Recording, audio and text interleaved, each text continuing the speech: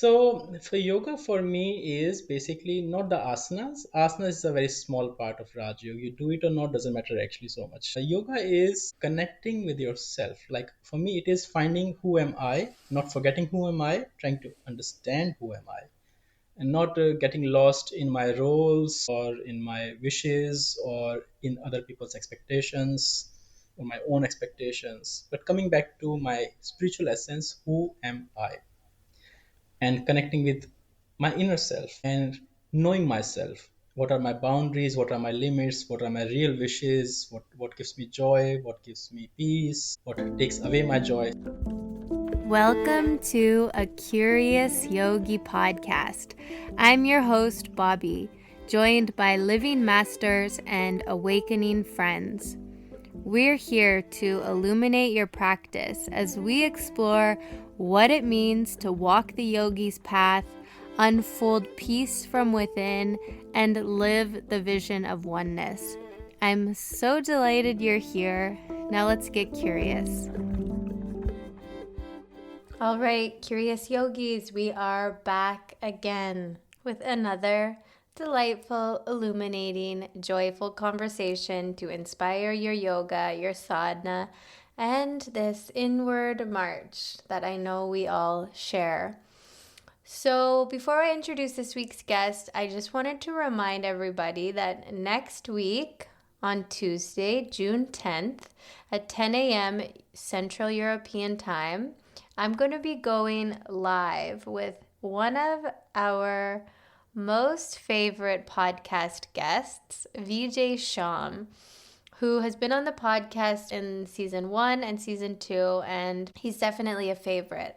So I'm heading down to Copenhagen to meet up with VJ, and we are so excited to be sharing the first edition of Curious Yogi's Good Company. So these are going to be a series of podcasts recorded live once a month with the option for Patreon members to join us and just share in the satsang and the spiritual banter between two curious yogis. So this first edition, first round of Good Company is offered free to Patreon members of all tiers. And then moving forward, it will be for all paid Patreon members. I would love to see you all there. It's going to be a great way to support the show, to be involved in this Curious Yogi community, and just spend time together. Oh my gosh, Good Company is so important. All right. So patreon.com/Curious Yogi podcast. Your support means the world to me. So let's do it. Today I'm talking to Ram Jain. He is a yoga teacher with an international yoga school and ashram, both in India and the Netherlands. He comes from 5 generations of yogis, and he began studying at a Vedic school at only 8 years old. Ram first founded his ashram, which is called Arhanta Ashram in central India in 2009, and a second ashram in the Netherlands in 2013. On his website, I love this, they said, "At Arhanta, we don't just teach yoga. We teach you how to reach your potential, develop skills and confidence, and take control of your life." So in this engaging conversation, Ram shares his journey from aspiring to be a dancer to making the way to a dedicated yoga teacher, and he emphasizes the natural flow of his spiritual path. He really is a teacher. You can tell in the way that he redirects my questions back into the questioning of my own inner awareness.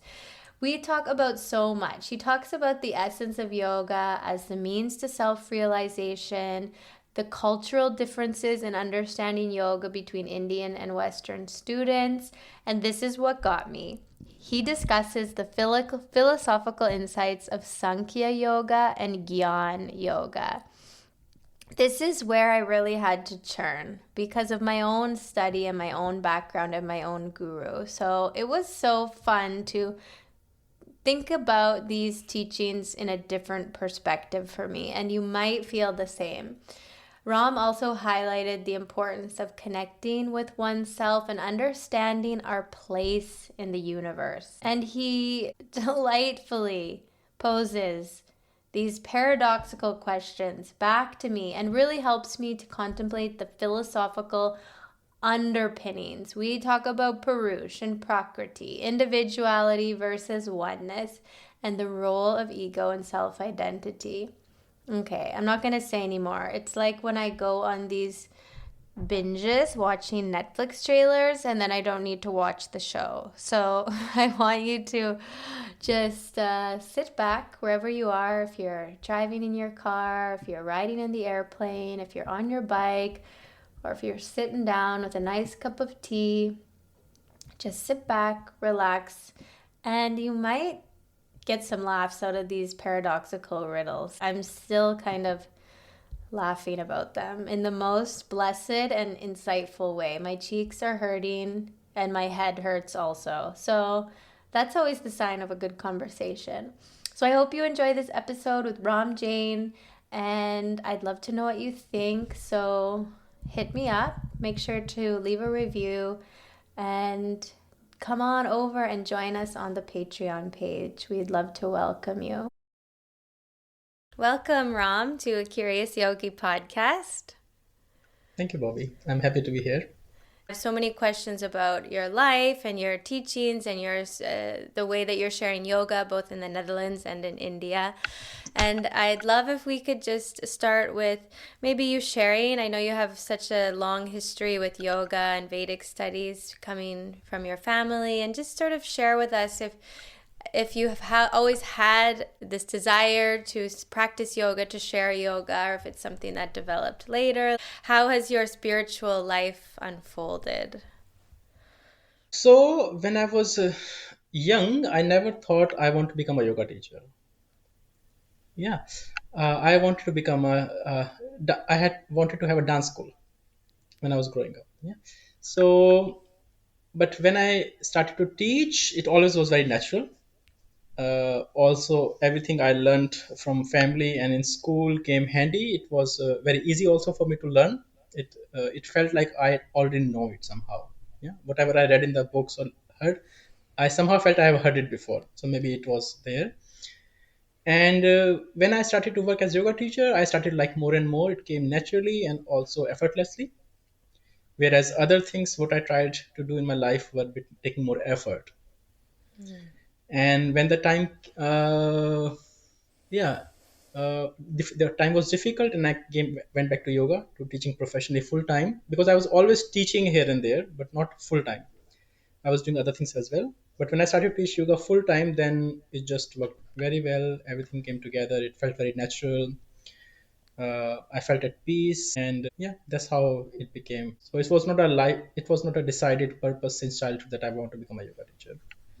On the website of your yoga school, which I'll plug everything in the show notes, so those that are listening, if they want to take classes or come visit your beautiful ashrams, they can. But I was reading on the bio page about you that when you first moved to the Netherlands, you really had this experience of, you're describing riding your like old bike to the factory, and you were really struggling in the Netherlands, and then you kind of had this moment where you realized, like, actually I'm going to put everything into teaching yoga and sharing yoga in the way that I believe it should be. Can you speak a little bit about that experience, or that moment when you had that clarity where you said, this is what I'm going to put my life into, and share yoga with the people that you've now built such a huge community in the Netherlands from nothing until how you're so successful today?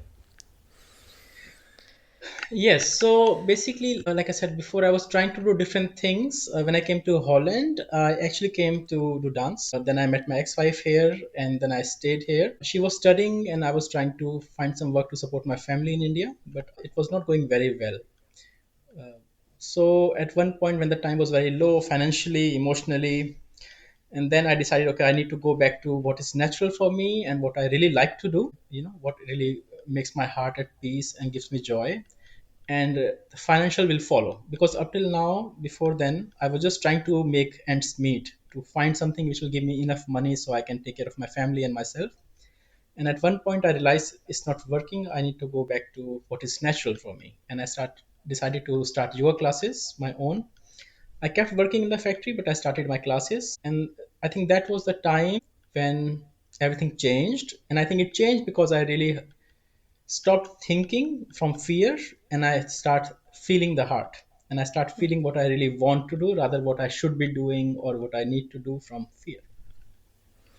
Hmm. That's interesting. That's a good reminder, I think, for all of us. That is kind of maybe you would, I don't know what you would say about this, but the part of yoga that when we start to like live it and apply it practically to our lives is actually doing, like, just as you said, moving from the heart instead of those places of scarcity or fear or Yeah. smallness. Yes. Yeah.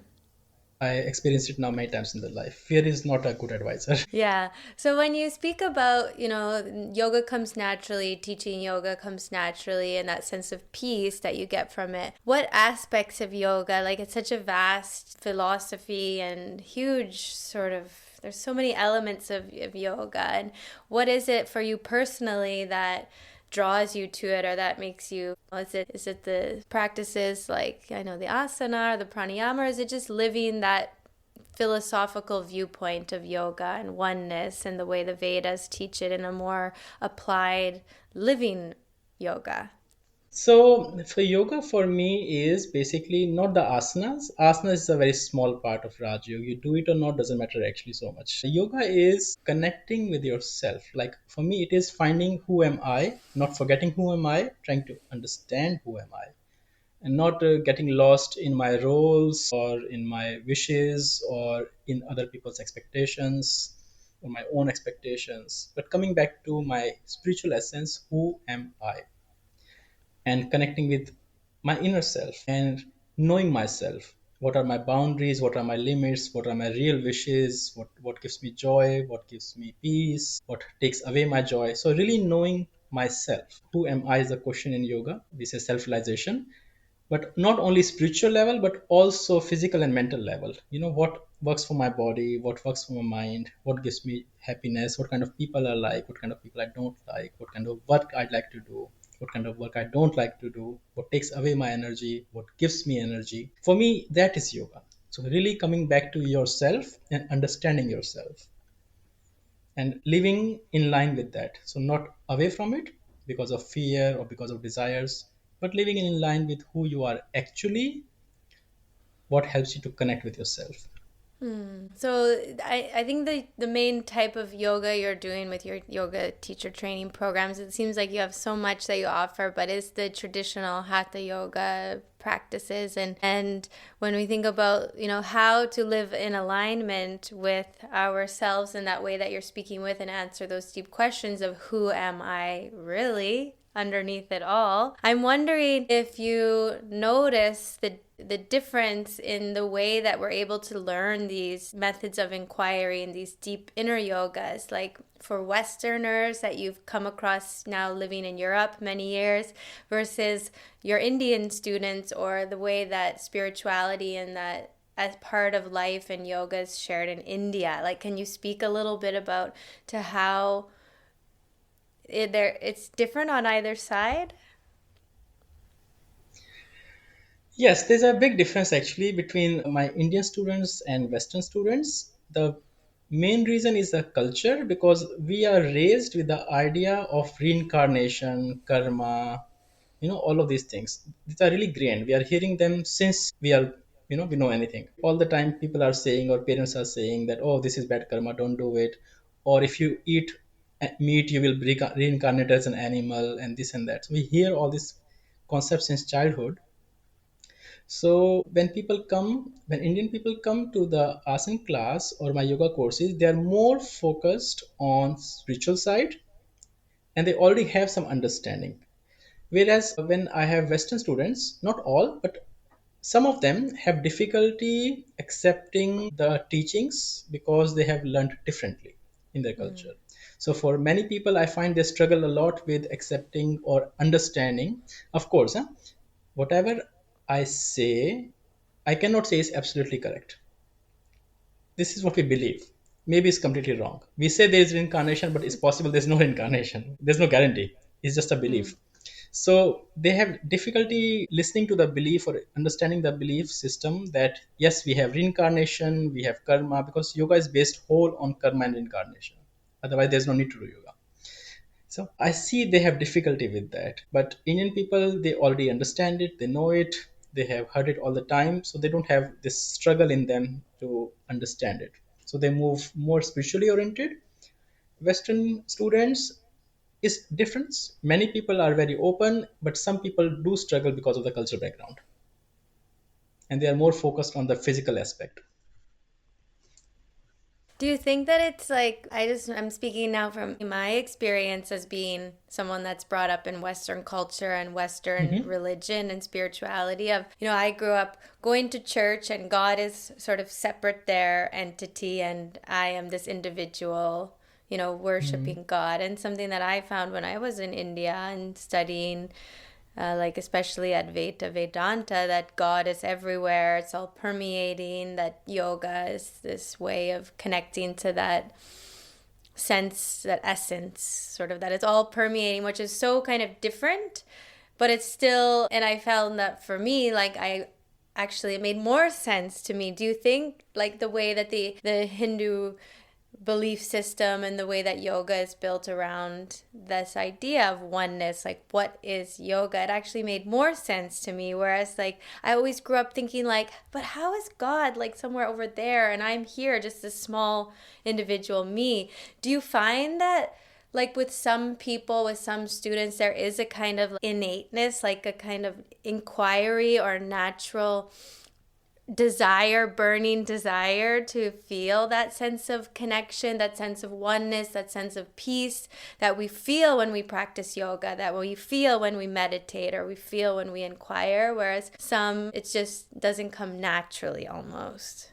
Yes, you're right. So some people have that, and some students struggle with that, especially because the moment I start to explain about the concept of God. So in yoga, we don't have gods, by the way. Huh? When you see all the Shiva, Vishnu, they are coming from Sanatan Dharma.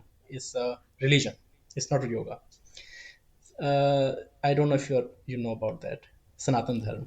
Yes, I do. Yes. Eternal truth. Yeah, it's a religion. They call it eternal truth. It's not really Yes. the oldest It's religion, but or but something. it's like the original Hinduism, right? That then the British came and started calling it Hinduism. No?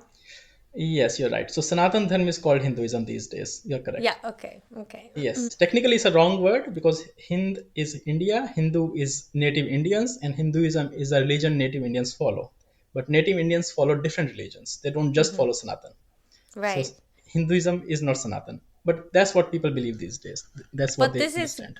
this is good a side conversation, which is also really interesting because I know you grew up as in the Jain religion, right? Yes. And this is something separate than Hinduism or Sanatan Dharma. Yoga is separate, yes. Yes. Yes, my father is from Jain and my mother is from Sanatan. So I learned both. Okay. So I grew up with both. So I understand both of them. So yoga is not from Sanatan because Sanatan was based on Vedas and yoga is based on agams. And because agams were never written down, people don't know about them. So mostly people only talk about Vedas because Vedas were written down and Okay. taught. Interesting. But agams were before that when there was no writing system. So it was only verbal knowledge. Yeah. So we are talking now 5,000 to 6,000 years ago. So yoga comes actually from there originally. So based on teaching of agams. Making sense what I'm saying? Yeah, no, I have never heard this before, so I have a Yes. I'm really curious to hear more about it. Like, so would that fall under like I guess is that in Hinduism where there's the six major like philosophical la la la? That's Before something. This that. is Before even that. before. Yes. Okay, okay. It I'd comes like from the to. time, agams come from the time when there was no written language. The written language started around 5,500 years ago. Agams were present before that and they were taught verbally by teacher to student, by parent to child, grandparent to child, and they were just taught verbally. And they were like universal principles for self realization. So they were not really a religion because different people from different part of India followed them and it was based on the teachings of enlightened people, but not converted into a religion, because people had their own religion but they follow these principles. Like Buddhism initially was a principles, people from different region followed Buddhism. Later on it became a religion and people became Buddhist. So Agam was not a religion, it was never a religion, it's still not. That's why nobody hears about it these days. Vedas are more popular because they were written down. So agams were focused completely on self-realization. And what happens is, coming back to the original question, what you asked me about the students, how people have struggled. The struggle I see is, in West we have a lot of individuality, and we feel very privileged and important. But the more we understand the universe or the concept of God, we realize we are nothing but fungus of earth. We live on the surface of earth. Human beings live on surface of earth. Wherever there is water and there is heat, we grow and multiply. Like the fungus on our skin grows and multiply. So if we go back to teachings, if we understand human beings are not such a special beings like we like to believe that we are special beings, but we are a being of very limited five senses, actually much limited than animals. They have stronger senses than us. But we have high ego, so we don't like to believe or hear or accept that we are very limited beings. That I find also students struggling, but it's a lot of fun because then I tell them stories and all, and then it makes sometimes some sense, and then we all laugh about it. Okay, so give us one story where we can laugh about being the fungus of the earth. Okay, so for example, one time, Siddhartha, Siddhartha Gautam. Mm-hmm. So one time Siddhartha was living in Puri, and a monk came to him, and he said that I became a monk at the age of 10 years. Now I'm 50 years, so I have been a monk 40, and I want to learn everything about the universe. And someone told me you are enlightened and you can tell me what all is there in the universe. I want to understand everything. So now Siddharth said, of course, I can tell you. Let's go to the beach first. And there's one task. If you can do it for me, then I will answer your question. I will tell you what all is there in the universe so you can understand everything. So they went to the beach. And then when they went to the beach, Siddharth picked up a coconut shell and he said to the man, I am trying to measure this ocean and understand this ocean, how much water is there. So can you take this coconut shell and measure this ocean for me? The man looked at Siddharth and he said, are you crazy? How can I measure the ocean with this little coconut? Siddharth said, if you can understand all the universe with your little coconut, this is just one universe. See, Nice. That's a good one. yeah. We are human beings, we are very limited. So we have five senses. Our sense, our mind is made up of our senses, ego, intellect, subconscious. Our five senses are very limited. Sense of touch is very limited. We cannot feel the touch of everything. Taste is very limited. Smell is very limited. We can only smell which goes in our nostrils. A dog can smell 2 kilometers, but we can only smell what goes in our nostril. Sight. We can only see very, very clear, detailed few meters. Afterwards, we have a blurry vision. We can see a tree, but we don't see all the details of the tree, of the leaves, what insects are there, what is going on it. But a falcon can see 2 kilometers from vertical height a mouse running. They have much better vision than us. Yeah. Similarly, sound. We can only hear between 16 hertz and 32,000 hertz. Whereas insects, animals, they can hear below and above. So we don't perceive everything what is happening around. We only see seven colors. Our perception is very limited. So with this limited perception, we try to make sense of the universe or the earth, whatever we see, but we only see a small portion of it. Like the horse, he only sees in one color, which is khaki. He sees the whole world in khaki, like a black and white, but in khaki and white. He sees the whole world is khaki. That's what he sees. We see everything in seven color and with limited senses, and we think this is it. Hmm. But it's not that. There's much more. For example, all the insects and animals, except human beings, have infrared vision. We don't have it. Hmm. We are very limited. But I have a question. But then Yes. isn't it that we are so limited in that sense, but we are the only living animal that has the capacity for self-realization, like, or even the capacity to say, look at a sunset and just be totally in awe and wonder of like that we all the other animals they have all these heightened senses but they don't have the capacity for self-inquiry into that question we already spoke of, which is who am I? A very good question. Who says that? That's true. I guess if we don't speak the language of the dog, do I know if the dog is inquiring into who am I? You know, who says that we are the human? Everyone thinks they are superior. Hmm. We are human beings, so we are biased. We think human beings are superior. Whereas I just showed you all the faculties we have are very, very minimum, basic, and less than others. The bird thinks he's superior because he can fly over the world, and he looks down at the human being and he thinks, what a human crawling on the floor. I'm so free and I can go everywhere, and he has to crawl on the ground. Every living being thinks they are better. That's why we think we are better. But we are very limited. There's another theory in yoga, in Gyan Yoga, that microism, macroism, that every living being is micro or macro version of another, right? Hmm. Okay. So, for example, we are micro version of the earth. How much water we have on earth? A lot. How much percent? Isn't it like 90% or something? 70. Okay, 70%. Okay. How much water we have in our body? I don't know. It's also a lot, no? 70%, same. 70%. Okay, wow. Same. Exactly same. How much oxygen we have in the air in our body? 20.8%. How much oxygen in the atmosphere? 20.8%. We are exactly same ratios. Our cell is our microversion. Each cell has exactly the same ratios. Hmm. Yeah. Similarly, every being, they are micro or macro version. So, like on our body, we have fungus. I told you, fungus lives on our skin and it multiplies and it eats the skin, lives on our body. Our body is an ecosystem driven by our soul. Similarly, we are living on the earth, surface of the earth, driven by the earth's ecosystem. Hmm. So we are a very small being living on earth in minority.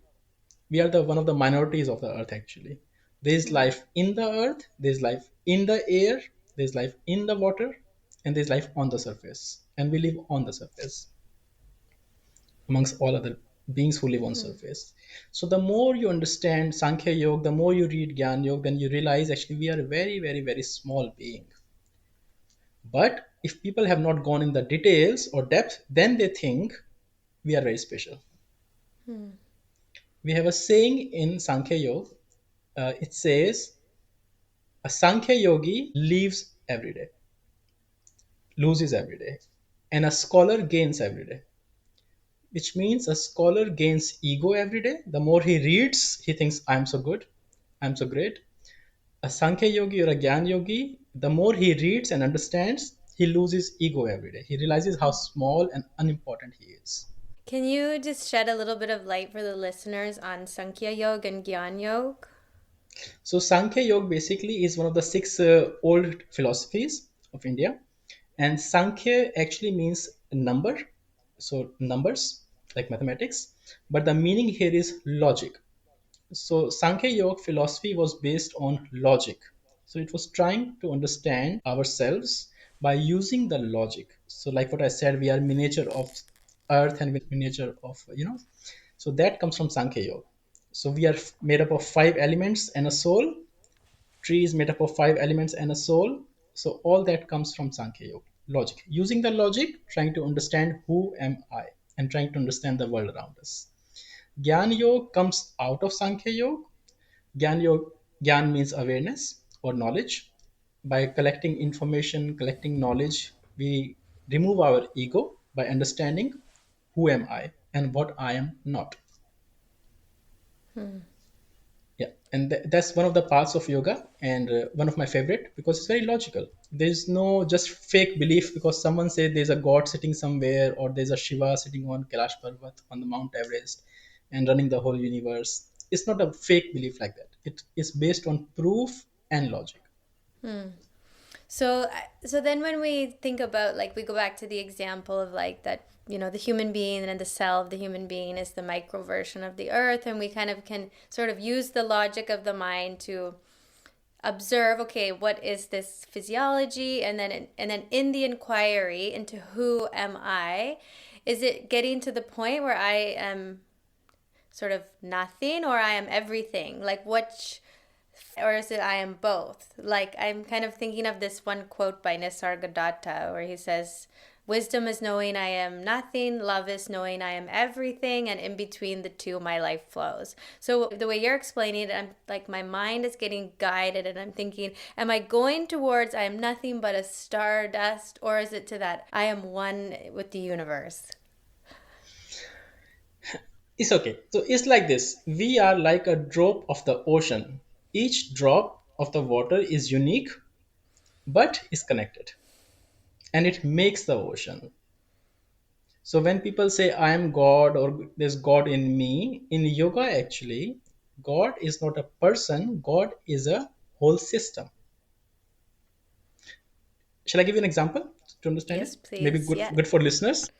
So let's definitely. say I give you 5 seeds of apple, 5 apple seeds, and I say go use these seeds and get apples. Now what you need to do? You need to first prepare the seed, put it in the, to germinate it, put it in the small pot, give water regularly, give it nutrition, keep it safe. Then it grows into a small plant. Then you'll put it in the ground. When you put it in the ground, not all 5 seeds will grow same way. Yeah, not all 5 seeds will become tree. Some will grow a bit more, some will grow slowly, some will just die. Then you will have to take care of the seed. You have to keep giving water, fertilizer. You do your work, and nature will do its own work. It will provide the right amount of the sun, right amount of the air, right amount of the temperature, protection from insects in the ground. Yes. And you will keep doing your work, and nature will keep doing its work. And then the laws of nature will be applied. And when will the tree give apple? Can you tell me?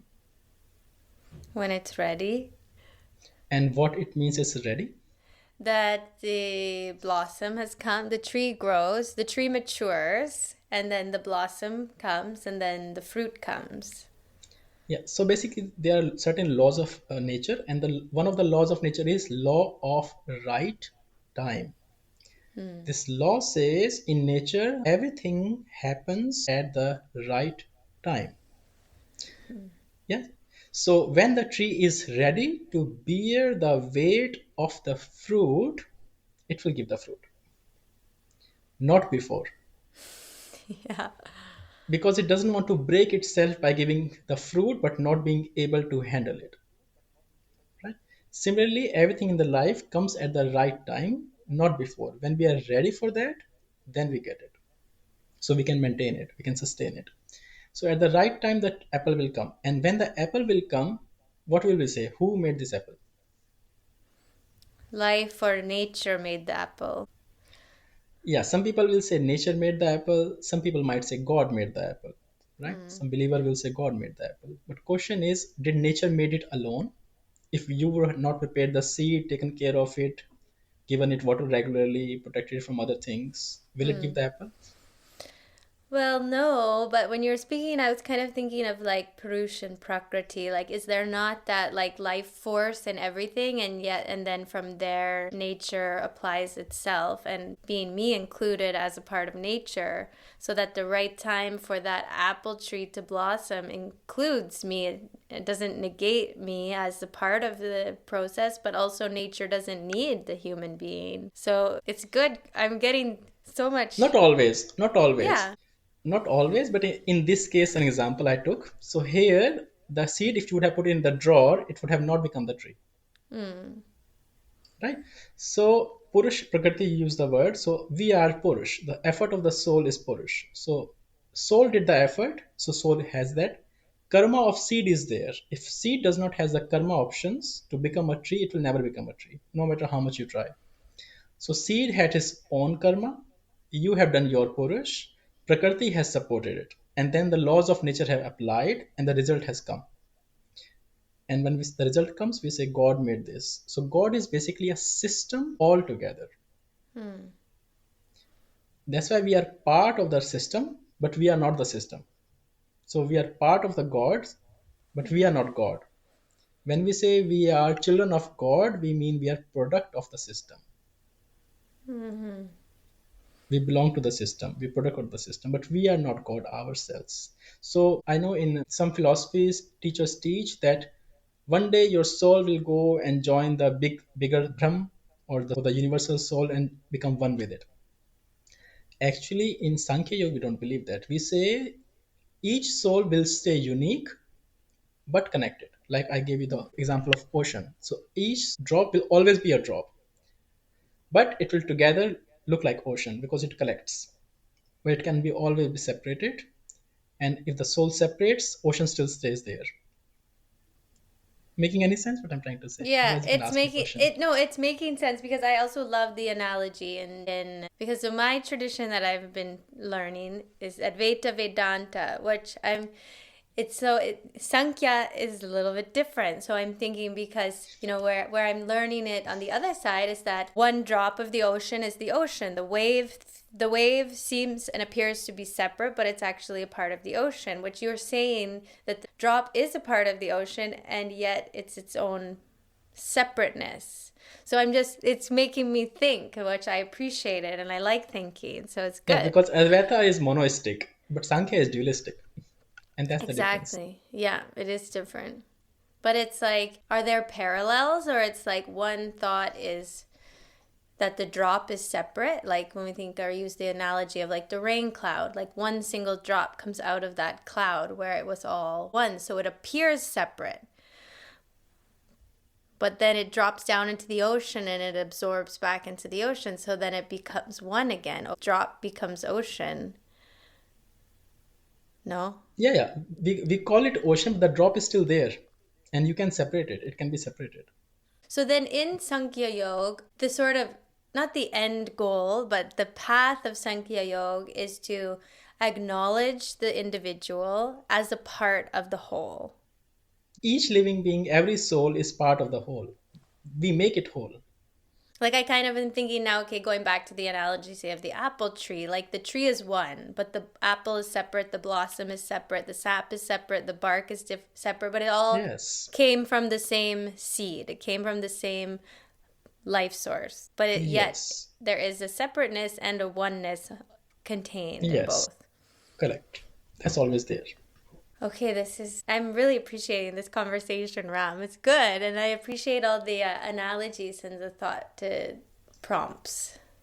It's really, really interesting. So then when I think like, okay, the type of yoga that you are, say, doing in your yoga teacher training, because I also really want to ask you about this yoga, your opinion on the 200-hour yoga teacher training, which I will get to, but I'm really like into this right now because it's like, so the practices that we're doing, like say the asana, the pranayam, like those are just to maintain the body and allow one to have the space to go inward and contemplate, who am I beyond all these senses? Is that still the same? Because whatever path of yoga people are practicing, it seems like we do the physical practices to allow the body and the mind the space to contemplate and go inward to the more subtle yogas, which is, like you said, asking ourselves, who am I? So we do those practices, and then in Sankhya Yoga philosophy, the question is asked, who am I? And then my question is, what's the answer? That's the thing. Once we know the answer, then we are enlightened. Then the light is on. But is there guidance or teachings into like sort of like clues into Yes, who yes. am It's, I? it's, it's very open information. But the thing is, because we are not ready, we don't understand it. Mm. Because we are not ready, we don't understand it. We don't see it. We hear it, we read it, we talk about it, but we still don't understand it. Mm. For example, I ask you. Should I ask you something? Just two Yes, minutes. definitely. So, tell me. Let's say we meet somewhere, and I ask you, "Hey, who are you?" Just say whatever you can say with "I am." How can you define yourself, or tell me who you are if you meet me somewhere? Well, Who are you? yes, it's interesting because the normal way to answer is to say, I am Bobby, I am Canadian, I am hosting this podcast, I am adding on the qualifications to myself. But then I also have this sort of awareness of this conversation that I could also say, like, something more universal, like, I am a human being, I am alive, like, or the way so it's like when I'm describing myself, am I describing my individual self, which comes from the sense of an ego, which is I am this separate, great, amazing person sitting in front of another person as separate. So we use the descriptive words about I am to sort of differentiate myself and make myself, like you said before, like so special and great. Hmm. But like then you So, said the Sankhya Yogi, what the Sankhya Yogi is doing is actually losing or negating, like actually saying, I am not this individual person. I am not this individual ego that thinks I am separate and great. so who are you? So, if I'm following my own experiment here, I would say like I am two things. On the cellular level, I am a separate organism that shares the same makeup as you. So I am separate and yet I am not separate. Hmm. I'm an So who are you? individual and I am an individual and yet and I am a part of the greater. But that's true for everyone. That's true also for me. I am also individual and part of the greater, but you and me are different. So what is the difference? Who we are? Who are we? Well, we are different conditions, we are different cultures, we are different genders, we are different ages, possibly. Hmm. There are these but I think that's part of like surviving as a human being. We have to be acknowledging the differences to sort of keep ourselves. No, but I'm trying to explain something else. So Hmm? let's say if I ask you who you are, you said I am Bobby, right? Mm-hmm. But you are not Bobby. No. No, you have a name Bobby. You have a label Bobby. You are Yeah. not Canadian. You are born in Canada. You have a Canadian nationality.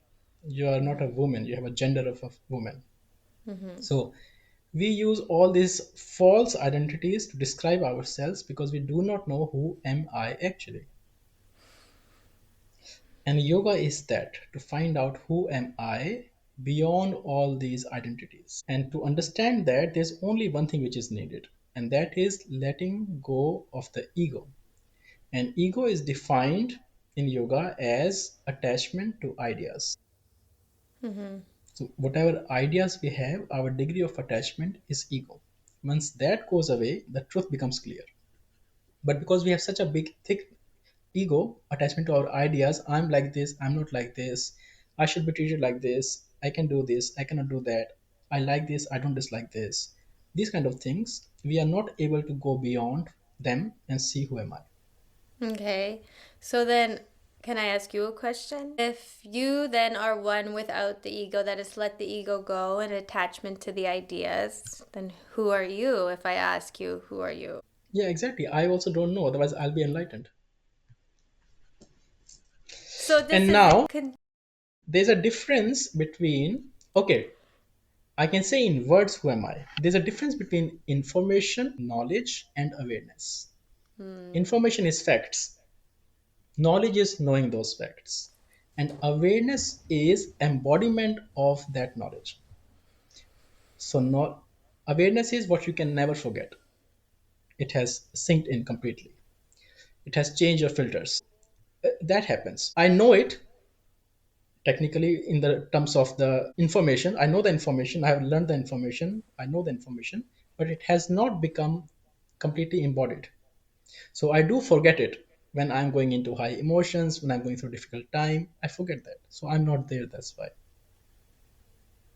When the ego is gone, then the embodiment happens. Hmm. Like there is a pot, there is a mud pot. A potter makes a mud pot and he puts it in the fire to remove all the water, because when the water is gone, then the pot is solid. Before that, the pot had the shape and the color, but it was not ready because there was still water in it. It would break when you fill it with water, it will just fall down. He needs to put it in the fire to make it completely dry and hard.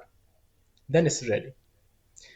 We are in the shape, we are in the right shape, we have the right color, but because of the ego, we are not ready. Hmm. So it's a matter of drying us. We're in the dry out phase. Yeah, so a matter of letting the go of the ego, but we don't do that because we feel if we let go of the ego, then who am I? What is left over? Then I'm nothing. Yeah. And then I guess it comes down to that like thing we spoke about right at the beginning. Then it's acting or even practicing yoga or contemplating from that place of fear that actually we don't want to let go of our attachment Yes. to that self. Okay, this is very fascinating, but I want to ask you one more question before we wrap up because I know that you're busy. And I know that many of the listeners are either yoga teachers or those that are curious about yoga and wanting to do more yoga trainings. And I'd love if you would just share a little bit with the listeners because I know you've trained so many yoga teachers, like thousands and thousands. Of if people are considering doing yoga teacher training programs, I just know like in the West, it's like sort of this oversaturation of 200-hour yoga teacher trainings. And just to enlighten the listeners a little bit on if one's considering doing a yoga teacher training, what to put their attention onto when choosing a program and what to be looking out for. Okay, good question. In my personal opinion, a good yoga teacher training, number one, it should have first teaching practice, that there should be sufficient teaching practice, because I have seen a lot of programs or courses, because I also assisted when I was young in many schools. A lot of schools, they teach a lot of yoga asanas, they talk about philosophy and meditation and breath work, but they never have enough teaching practice. So when people finish the course, they don't actually feel ready to teach, they don't feel confident to teach, and then they try to think maybe they have to practice more of their own yoga practice before they can teach, or they have to do more trainings. So a good yoga teacher training program should have teaching practice, daily teaching practice. So you are teaching under the supervision of teachers, so they tell you how to stand, how to walk, how to correct someone, how to give instruction, what to say, what not to say, how to observe the bodies of the students, because each body is unique and there are archetypes of the bodies. So you can see someone has kyphosis, someone has lordosis, what poses they should will be having challenge. Because when we are talking about 200-hour teacher training, we are actually saying 200-hour yoga asana teacher training. It's not yoga teacher training. You are not going Hmm. to become a teacher of helping people to find themselves. We are going to only help people to practice yoga asanas in whatever capacity they want to practice.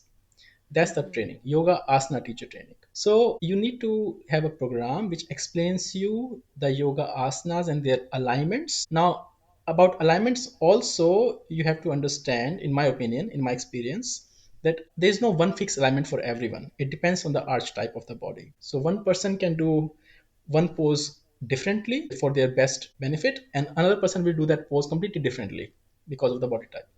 So a good program should have enough anatomy to explain you the archetypes, how to observe the archetypes, how to modify the poses, what is happening in the body so the injury does not happen, or you are able to adjust the poses and modify them according to the body type.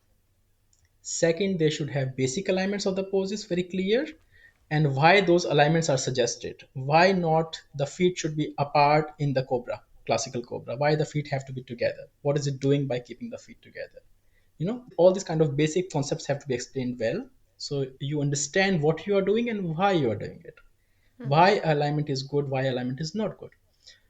You need to understand basic philosophy of yoga, but again, that depends on personal taste, I would say, because some people only want to teach asana to beginners, and then it's okay if you don't have very deep knowledge of philosophy, you only understand basic concepts, but you understand more anatomy and you have a teaching practice, so you Mhm. feel confident in teaching, you are smooth in it, you feel comfortable touching and adjusting the students, giving the instructions, all these things. So teaching practice, asana anatomy, and I would say basic philosophy, that must be really covered. And then I just have one follow up question on that. For those that, they check those three boxes, and then I'm wondering, in your opinion, um Do you think that it's essential to have, a program or a teacher that has either been to India or is Indian or studied more closely or intimately or long term with the teachings of yoga and the whole kind of system of yoga? Or is it, what's your thoughts on that? Okay, maybe I'm biased, but I see very big difference in teachers who have been trained in India or by Indian teachers or who have never been close to the roots. There is a big difference. I do see that. Yeah. So I Yeah. recommend everyone, whoever is serious about teaching yoga, at least to go once to India, just maybe for a retreat. If you don't want to do a teacher training there, that's okay. But spend some time in India doing yoga and understanding the where it comes from, where it comes from, what is the attitude, what is, because of course each part of country teaches differently also. South India teaches differently, North India teaches differently, but there are some similarities in terms of the attention, in terms of the intention, and in terms of how they take it. So you need to taste that to really get the right essence of yoga. Beautiful. I definitely feel that for myself too. So I think that's a perfect point to wrap up. I've loved this conversation so much. You've given me so much to chew on with Sankhya Yoga. I'm definitely still going to be churning this. And I'd love to just finish with asking you 3 quick one answer, one line questions to wrap up. So the first one is a great saying, a great mahavakya, a great line that you can leave the listeners with. Like maybe it's something that's inspired your practice or you share with your teachers, like one kind of motto we could take with. So you're saying one line which inspired me.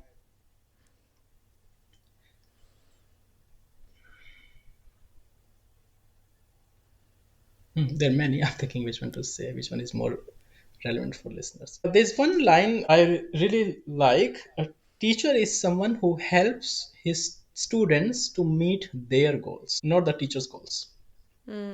So as a teacher, yeah, you want to understand what the student needs and wants, and you help them to get there. Nice. A teacher is one who helps the student reach their goals. Yes. Beautiful. And is there anything you're still curious about at this phase in your journey? Yes, of course. I'm still in a stage of figuring out myself. What are my boundaries? What are my wishes? What are my limits? So now I'm more curious about myself in the sense of not just spirituality, but also in physical and mental. Mm-hmm. Yes, trying to Beautiful. understand myself. Yes. I wonder if that's that kind of seems like a lifelong, or maybe it eventually we figure ourselves out. I'm not sure. I would say I'm in that phase as well. And then the final one, if you could sum this conversation up in one sentence. Today's conversation. Mm-hmm. Okay, so I will invite listeners to start thinking who they are. So, yoga is not only doing asanas on the mat or going to a yoga class several times, but yoga is really understanding who am I physically, mentally, spiritually. Beautiful. Perfect finish there. So thank you so much, Ram. It's been so wonderful to just spend this time with you. I really appreciate the way that you speak and invite questioning and curiosity. It's perfect, and I really have enjoyed it. And I'll definitely plug the ashram links in the show notes and your teacher trainings. You have the space in the Netherlands and in India. Where in India is your ashram? Khajuraho in central India. Okay, beautiful. So I'll put all that information in, and thank you so much. Thank you, Bobby, for having me. I really enjoyed it. Have a good day. Thank you. Thanks for listening to this episode. If you enjoyed what you heard, please consider supporting the show at patreon.com/A Curious Yogi podcast. And please leave a review. It really helps the show reach more people. Let's stay curious, connected, and keep walking the path together. In total delight, this is Bobby signing off until next time.